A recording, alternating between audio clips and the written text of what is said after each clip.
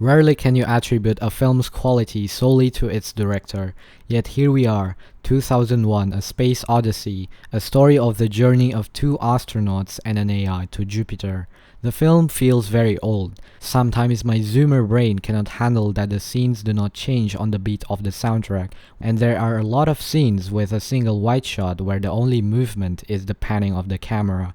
What's unique about this film is how it communicates its story. To my knowledge, there is not a single monologue therein. It only uses speech when it's needed, and the bulk of the way it tells the story is through visual storytelling. For example, here we have the AI talking to the two astronauts. Just before, the AI detected a fault in one of the units of the spaceship. However, Mission Control advised that the AI is in error in predicting the fault, and it said that conclusion is based on its twin computer. Thereafter, HAL the AI reassured the astronauts that it's impossible for him to be in error in his judgment, and he attributed the conclusion of Mission Control to human error.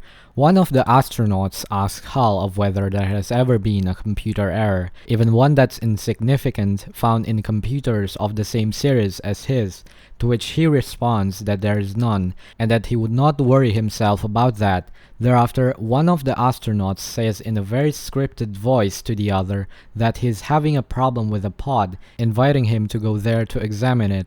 Hence, it is shown that they are suspicious of HAL, and that the problem he mentioned is not really there. They try to be discreet about it by only glancing at each other, that their suspicion be not noticed by HAL, and they enter the pod, and one of them asks for HAL to rotate the pod, and so does HAL, and he asks HAL to stop the rotation, and so does HAL. And he then disconnects every means through which HAL can hear them from the outside of the pod where he is, and he asks HAL again to rotate the pod. The pod moves not, and so asks he again, and that HAL does not. And after they are sure that HAL cannot hear them, they discuss their worries concerning HAL, and they plan to disconnect him. Then it shows HAL that he is paying close attention to them through the movement of their lips. And then one of the astronauts goes outside the spaceship to fetch the faulty unit for it to be fixed, and he leaves the pod. Then, eerily, the pod whence he left, which is not operated by anyone,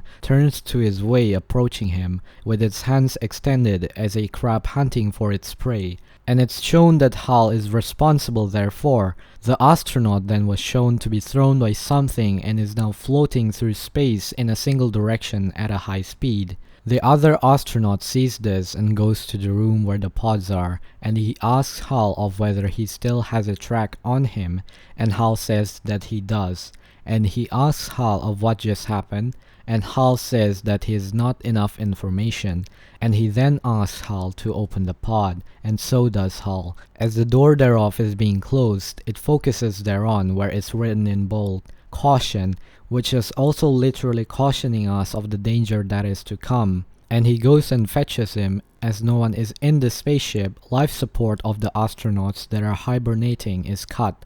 The two astronauts are the only ones that are not. The rest were for to preserve the food supply, and then it was shown again that HAL is responsible therefore. And then the astronaut is back near the spaceship, and he asks HAL to open the main door, and the door moves not. And he makes sure that nothing is wrong in his pod, that HAL be able to hear him, and so asks he again, and HAL says that he is afraid that he cannot do so, and he asks him what the problem is, and HAL says that he knows that he and the other astronaut were planning to disconnect him, that he's afraid that that's not something he can allow to happen, and then he, being completely shocked and terrified, opens his mouth twice, where not a single word comes out, and on the third time he finally asks where he got that idea, and HAL says that through the movement of their lips did he know. Hey, I hope you liked the video. If you'd like to see more, subscribe, turn on bell